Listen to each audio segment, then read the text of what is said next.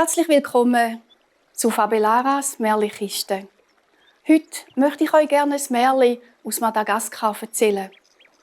Madagaskar ist eine grosse Insel, die im Indischen Ozean neben Afrika liegt. Und wenn ihr Afrika hört, dann könnt ihr es euch schon vorstellen, in Madagaskar ist es immer warm. Die Menschen dort haben eine dunkle Hautfarbe.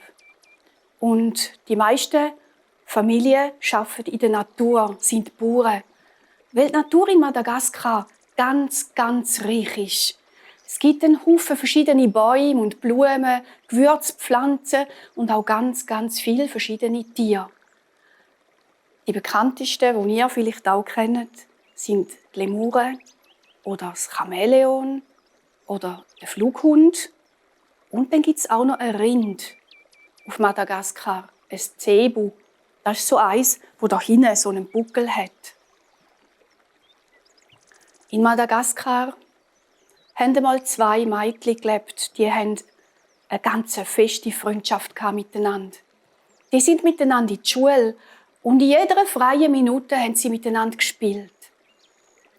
Dass die zwei befreundet waren, das war besonders. Elisa nämlich, das war ein Königskind. Und ihre Freundin Nana, das war ein Kind von einer armen Familie. An einem Tag hat Nana Elisa gefragt: Wieso sind ihr so reich und wir so arm? Elisa hat es auch nicht gewusst.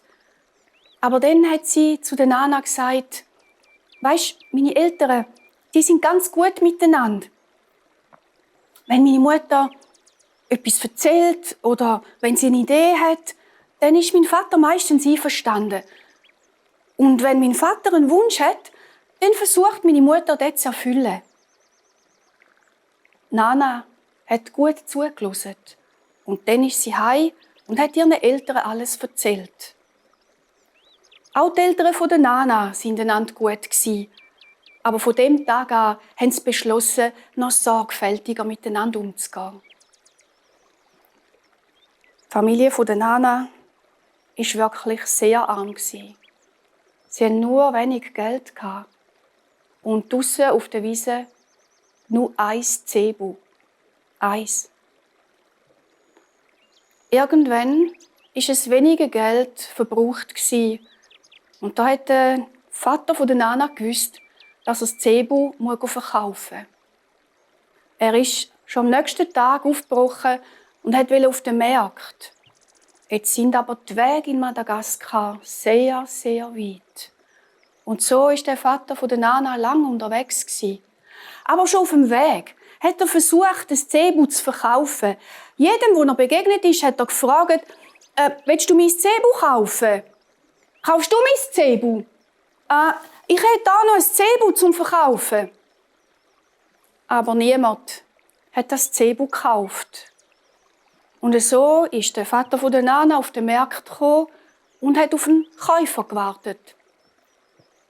Ein Tag, 2 Tage und noch mehr Tage. Keiner ist gekommen und hätte das Zebu abgekauft. Aber dann, auf einmal, ist doch ein Mann dorthin gekommen. Er ist zum Vater von der Nana gegangen und hat gesagt: Ich sehe, dass du da ein Zebu verkaufst. Ich kann dir das leider nicht abkaufen, aber ich würde es tauschen gegen eine Nadel. Ein Zebu tauschen gegen eine Nadel. Würdet ihr das machen? Der Vater von der Nana war einverstanden. Er hat schon so lange gewartet auf dem Marktplatz. Er war müde und er wollte heimgehen. Und so hat er die Nadel genommen und hat das Zebu dafür gegeben. Er hat sich dann gerade auf den Heimweg gemacht, weil auch der Heimweg wieder weit war. Als er schon fast bis im Dorf angekommen ist, da sieht er auf einer Wiese ganz viel Zebu.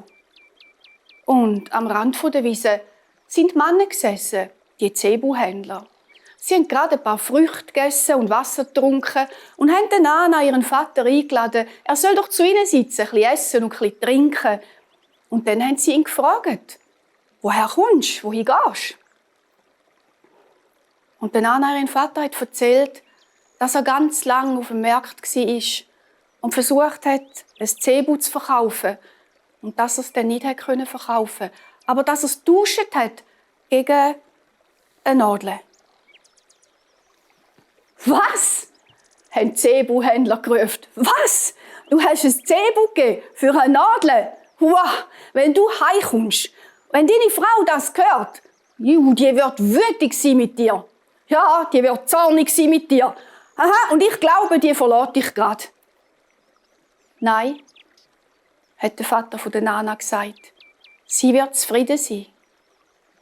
«Wow, da glauben wir dir ja nicht», haben die Zebuhändler gerufen. «Weisst du, was wir jetzt machen? Wir machen eine Wette. Wenn deine Frau nicht mit dir schimpft, dann kommst du alle unsere Zebu über.» Da hat einer der Männer da aufschreiben als Zeuge. Die ganze Wette hat er aufgeschrieben. Und dann sind die Zebuhändler mit dem Vater von der Nana heimgelaufen. Als sie bei den Hütten angekommen sind die Zebuhändler schnell hinter den Hütten verschwunden, um zu hören, was jetzt passiert. Der Vater von der Nana ist reingegangen und seine Frau ist dort gestanden.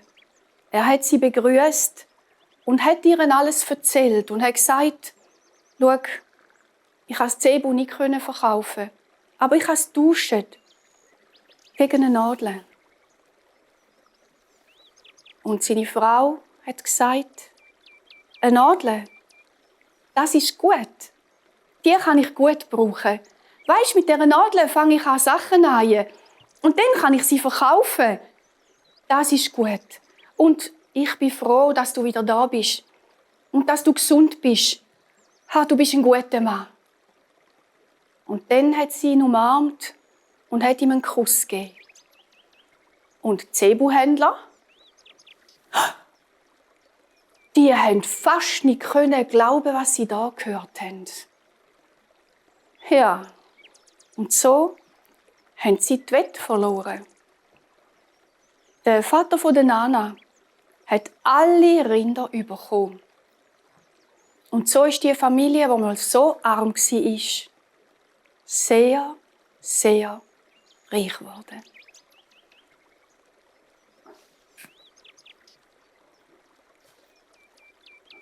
Von Madagaskar gibt es noch mehr Geschichten. Ich habe sie alle aufgeschrieben in einem Buch. Und das möchte ich euch jetzt gerne schnell zeigen.